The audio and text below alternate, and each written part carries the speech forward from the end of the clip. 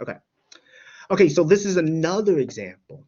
Let's suppose, again, let's suppose we want to withdraw $1,500 a month, okay, from our account. And we're doing this for 25 years. This is a retirement account. We want, and assume we know the account is earning 6% interest. The question is, how much do we have to have, or how much do we need to have in the account itself in order to accomplish all this? So this is almost like a hypothetical situation we're considering, I guess before we retire, how much must be in the account when I start retiring? That's what we want to know. To accomplish all this as well. Well, notice we're going to do many withdrawals because this is after retirement. We're getting many withdrawals from our retirement account. So that's why we have a payout annuity. By the formula, right? We don't know what P0 is. That's what we want to figure out. We want to make monthly withdrawals of $1,500. The interest rate I give you is 6%, so R is 0.06. We're making monthly withdrawals each month. So our little n is 12. T is also 25 years. Excuse me, 25, because this is going on for 25 years. So when I plug this into the formula, we get this down here, as you can see.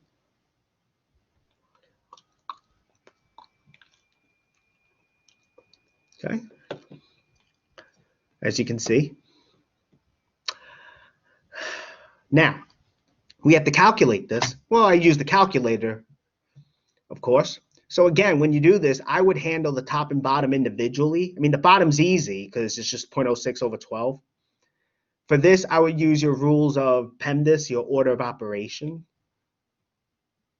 So what we have here is 1 plus this. Do that first. Then do the exponent. Carry out that exponent, and then that's what I get over here, as you can see. Right, so I did 1.005 to the negative 300, not to the 300. If you raised it to the 300, I actually did that by mistake when I was making up these notes, because then the top would be negative. When you use the formulas, you never want to get a negative. When you use TVM, that Tvm solver, you might get a negative, but we know the interpretation of that. So we end up with this. And now then you just do the calculation, and you end up with this number, $232,810.30. So that's how much we have to have in our retirement account, the beginning of our retirement, in order to pull all this off, to be able to withdraw $1,500 each month for 25 years. Now, what I am doing also, I did this through TVM. Let me see if I can go through that quickly. So again, this is the same problem. I just wrote it down. With the TVM solver, we're looking for PV.